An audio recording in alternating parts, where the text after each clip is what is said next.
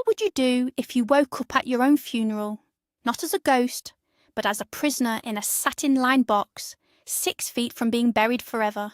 For one woman, this nightmare became a reality, but what she heard from the mourners standing above her changed everything. This isn't just a story of survival, it's a story of how the deepest betrayal can forge the strongest will to fight back. Prepare yourself for a journey into the dark heart of greed, and the chilling tale of a woman who had to die to truly start living. Eleanor Vance, or Ellie to her friends, was Boston royalty. She was the sole heir to the Vance shipping fortune, a legacy of old money and quiet power built over generations. After her father's recent passing, the entire empire fell to her. By her side was her husband, Ethan Croft. He was handsome, charismatic, and a master of charming his way through Boston's elite social circles. And then there was Chloe Sterling, Ellie's closest friend since their prep school days. Chloe was the one she confided in, the one who knew all her secrets. Or, so Ellie thought. In the wake of her father's death, Ellie had leaned on Ethan and Chloe completely, trusting them with her grief, her future, and her life. She never saw the dark alliance forming in the shadows, fueled by a poisonous envy of the world she inhabited so effortlessly. A bitter, chemical taste filled Eleanor's mouth. That was the first sensation. The second was a profound, terrifying stillness. She tried to open her eyes, but her lids felt as if they were sealed with lead. A wave of nausea rolled through her as consciousness slowly seeped back, bringing with it a horrifying awareness. She was lying on her back, encased in something narrow and unyielding. The scent of cheap lilies and freshly turned earth filled her nostrils. Panic, cold and sharp, pierced through the drug-induced fog. She tried to move her hand just an inch, and her fingers brushed against cool, padded satin. Her legs were pressed together, her feet hitting a solid wall. The realization crashed down on her with the weight of a tombstone. She was in a coffin. Her heart hammered against her ribs, a frantic drumbeat in the suffocating silence. She had to scream, to thrash, to fight her way out, but her limbs were heavy, disconnected from her will. The drugs, whatever Ethan had given her, still had her in their grip. A low rumble vibrated through the wood, the sound of a vehicle rolling over an unpaved road. The Bayside Memorial Cemetery. She remembered Ethan talking about securing a family plot there, a morbid but necessary detail. The van shuddered to a halt. A door slammed shut. Muffled voices drifted through the wood. Fear gave way to a sliver of hope. Someone was here. They would find her. They would save her. "Careful with her," a voice commanded. Ethan, her husband. Relief washed over her, so potent it almost brought tears to her heavy eyes. It had to be a mistake, a terrible, awful mistake. He would open the lid, his face a mask of shock and concern, and this nightmare would end. Then another voice, sharp and laced with impatience, cut through the air. "Finally! I thought this day would never come. Get this dreadful thing on the ground." It was Chloe, her best friend, the two voices she trusted most in the world, now standing over her grave. A chilling dread began to settle in her bones, far colder than the damp air. "It's done, my love." "We did it," Ethan said, his voice now clear and close. The lid must be off. Cold, fresh air brushed against Eleanor's pale cheek, a stark contrast to the stale air she had been breathing. She fought every instinct to gasp, to open her eyes. Her paralysis was no longer a curse, it was a shield. "I can't believe she's really gone," Chloe purred, the sound sickeningly triumphant.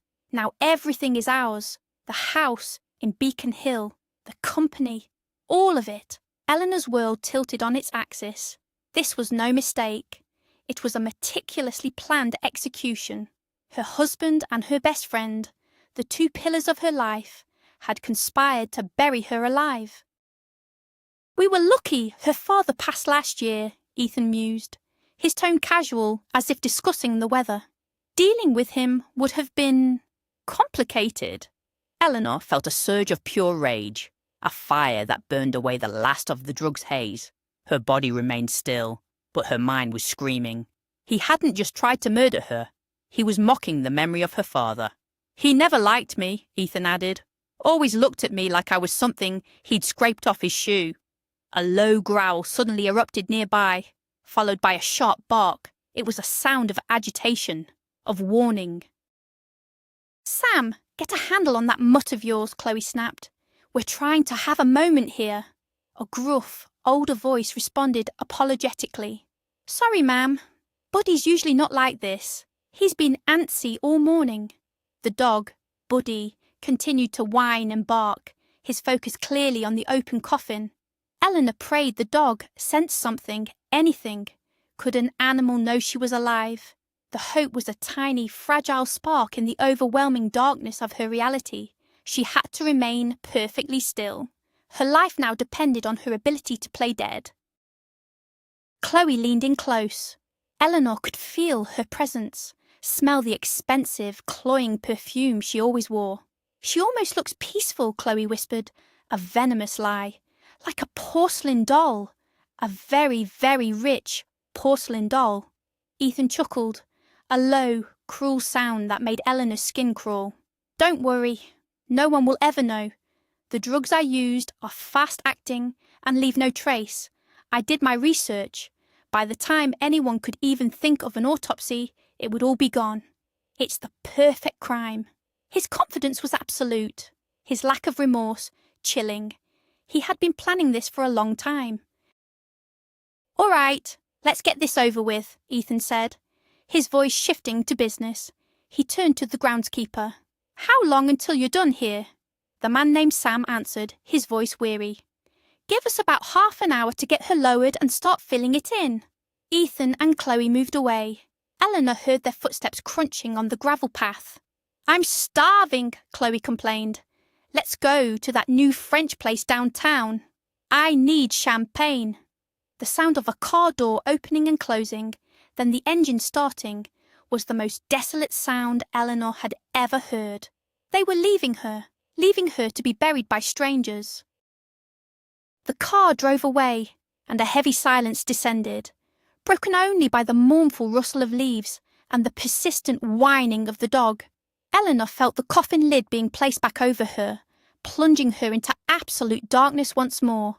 This was it, the final moments. The sounds from above were now of ropes creaking, of scraping wood against earth as she was lowered into the ground. A sob built in her chest, but she choked it down. Panic was a luxury she couldn't afford. Then came the first thud, a shovelful of dirt hitting the lid. It was a sound of finality, a death sentence. Each thud was another nail in her coffin. Suddenly, the dog's whining escalated into a frantic frenzy of barking. "Buddy, what in God's name is wrong with you?" she heard Sam shout. The digging stopped. There was a scrabbling sound, and then a heavy weight landed directly on the coffin lid. The dog was in the grave with her. It was scratching, barking, refusing to be silenced. "Get out of there, you crazy hound!" Sam yelled, his voice a mix of frustration and confusion. But the dog wouldn't stop. It was her only hope, this unseen, four-legged angel, fighting for her when no one else would. Eleanor focused all her remaining strength. She had to make a sound. Any sound. A low moan escaped her lips, barely a whisper, but in the close confines of the box, it seemed to echo. The dog outside went berserk. "What the—" Sam's voice was right above her now. He had heard something, or the dog's reaction was finally too much to ignore. There was a pause, a moment of heart-stopping silence. Then the scraping sound of a shovel, not throwing dirt on, but frantically pushing it away. Hope, fierce and desperate, surged through her. With a groan of effort, the lid was lifted away. Bright grey daylight flooded her vision, so intense it made her eyes water. A weathered, wrinkled face, framed by a shock of white hair, peered down at her, the man's eyes wide with a mixture of terror and disbelief. It was Sam, the groundskeeper. He stared at her, then crossed himself quickly. "Mother of God," he whispered, his voice trembling. Eleanor's eyes met his, and a single tear traced a path down her temple. She tried to speak, but her throat was raw. "They're gone," she rasped. Them too? Yeah, they left, Sam said, slowly recovering from the shock. He reached a calloused hand down to her. Here, let's get you out of there, miss. Easy now. With his help, Eleanor managed to sit up, her muscles screaming in protest.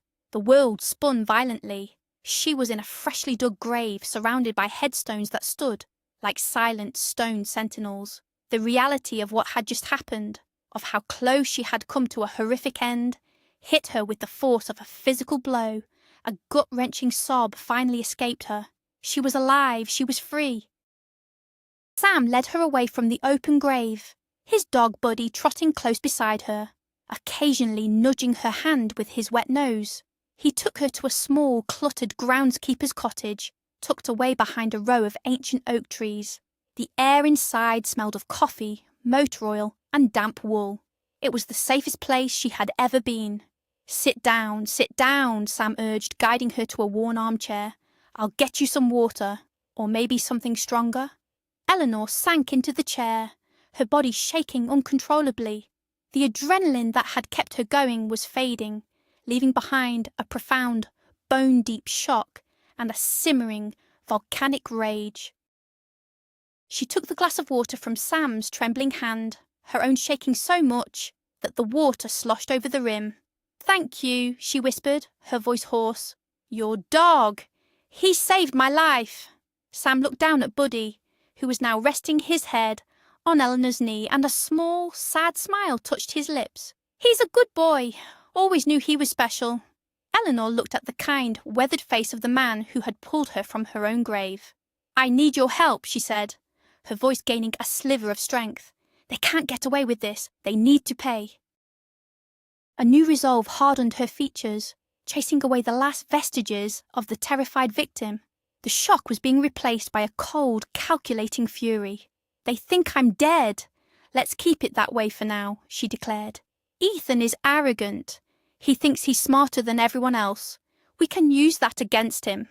Sam listened intently, his initial shock giving way to a grim understanding.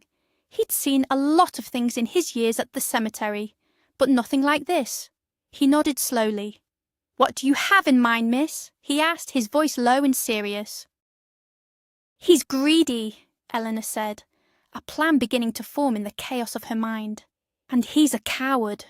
You're the only person who saw him here, the only loose end. He'll be worried about you. She leaned forward, her eyes intense. I want you to call him. Not right away. Wait a day. Let him feel safe. Let him and Chloe celebrate their new life. Then you call. You tell him you know. You tell him you saw something, that you saw my eyes flicker right before you closed the lid. You tell him you want money to keep your mouth shut. Sam stared at her, taking in the raw determination in her gaze. This wasn't the fragile woman he had pulled from the earth just an hour ago. This was someone else entirely. You want me to blackmail him? He asked, raising a skeptical eyebrow. It's a trap, Sam, she explained patiently. He won't just pay you. He'll want to silence you for good. He'll agree to meet, somewhere he thinks he has the advantage. Right back here, at the scene of the crime. Her lips curled into a bitter smile. And when he does, we'll be waiting for him. The next 24 hours were the longest of Eleanor's life.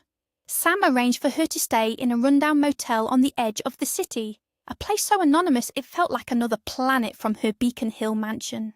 She spent the time pacing the threadbare carpet, fueled by black coffee and a burning desire for justice. She contacted one person she knew she could trust, Detective Miller, an old friend of her father's, a man impervious to Ethan's charm. She told him everything. He was silent for a long moment, the story too fantastic to believe, but the desperation in her voice was undeniable. He agreed to help. The following afternoon, Sam made the call. Eleanor and Detective Miller listened in on a secure line. Sam played his part perfectly, his voice a convincing mix of fear and greed. I saw something, he mumbled into the phone. In the coffin. I think she was alive. There was a sharp intake of breath on Ethan's end. What are you talking about? He snapped, his voice tight with alarm. I just want to forget what I saw, Sam whined. A little something for my trouble. Say, 100,000? A long pause. Then Ethan's voice cold and sharp. The cemetery. Tonight. At 10. Come alone. He hung up. The trap was set. That night, the cemetery was a landscape of shadows and stone. A cold mist clung to the ground, muffling all sound. Eleanor, dressed in black, watched from the cover of a massive mausoleum, her heart pounding a steady, rhythmic beat of anticipation. Detective Miller and 2 plainclothes officers were hidden nearby. Sam stood by the half-filled grave, a small recording device hidden in his jacket pocket, looking for all the world like a frightened old man about to make a terrible mistake. The minutes ticked by, each one an eternity. A pair of headlights cut through the darkness, and Ethan's sleek black sedan pulled up the gravel path. He got out, followed by Chloe, who looked furious to be there. "Let's get this over with," she hissed, pulling her designer coat tighter around herself. They approached Sam, their faces illuminated by the car's headlights, looking like ghouls in the misty gloom. "You got the money?" Sam asked, his voice quavering just enough. Ethan smirked, pulling a thick envelope from his coat. "I've got it. But first you're going to tell me exactly what you think you saw." "She blinked," Sam said, sticking to the script. "Just before I put the lid on. A flicker. I can't get it out of my head." Ethan's smirk vanished, replaced by a flicker of genuine fear. Chloe scoffed. "You're crazy, old man. You saw a trick of the light." But Ethan wasn't convinced. "It doesn't matter," he finally said, his voice dropping to a near whisper. "Even if you did, who would believe you? But since you're so determined to make this a problem..." He took a step closer to Sam, a menacing glint in his eye. "A problem that needs a permanent solution." "You admit it then?" Sam pressed, his voice rising slightly. "You buried her alive." Chloe laughed, a high, unhinged sound that echoed among the tombstones. "Of course we did, you idiot. That spoiled brat had everything, and she didn't deserve any of it. She was weak, and now she's gone, and you're about to join her." It was the confession they needed, more blatant and arrogant than they could have hoped for. In the shadows, Eleanor felt a grim satisfaction. It was done. It was all on tape. "I don't think so," a voice cut through the night. Eleanor stepped out from behind the mausoleum, a living ghost emerging from the mist. Chloe gasped, her face draining of all colour, her hand flying to her mouth in a silent scream. Ethan stared, his eyes wide with utter disbelief, his carefully constructed world crumbling around him in an instant. "Ellie?" he stammered, taking an involuntary step back. "But you're dead." Eleanor's voice was as cold as the grave they had prepared for her. "Not anymore." In that moment, the floodlights of unmarked police cars lit up the scene, casting long, dramatic shadows. Detective Miller and his officers moved in, their weapons drawn. "Ethan Croft, Chloe Sterling, you're under arrest for attempted murder," Miller announced, his voice booming in the sudden silence. The sight of the police, combined with the impossible apparition of Eleanor, finally broke them. Chloe collapsed into hysterical sobs, while Ethan, for the first time in his life, was rendered utterly speechless, his face a mask of pure, unadulterated terror. The aftermath was a blur of flashing lights, police reports, and the endless questions that followed. The story was a media sensation, a gothic horror tale played out in Boston's high society. But for Eleanor, the noise was just background static. She returned to her family's mansion, the grand, silent house that Ethan had so desperately coveted.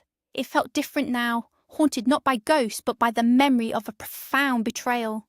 She walked through the familiar rooms, seeing everything with new eyes. This wasn't just a house, it was her legacy, something she had to fight for. While sorting through her late father's personal effects, a task she had been too grief-stricken to face before, she found something unexpected. Tucked away in his private safe was a locked file. Inside was a series of reports from a private investigator, detailing a quiet decades-long search. The subject? A baby boy, born on the same night she was, in the same hospital. A twin, The hospital records claimed he had been stillborn, but her father, it seemed, never believed it. A handwritten note fluttered out from the papers. "I think they took him from us, Ellie. Find your brother."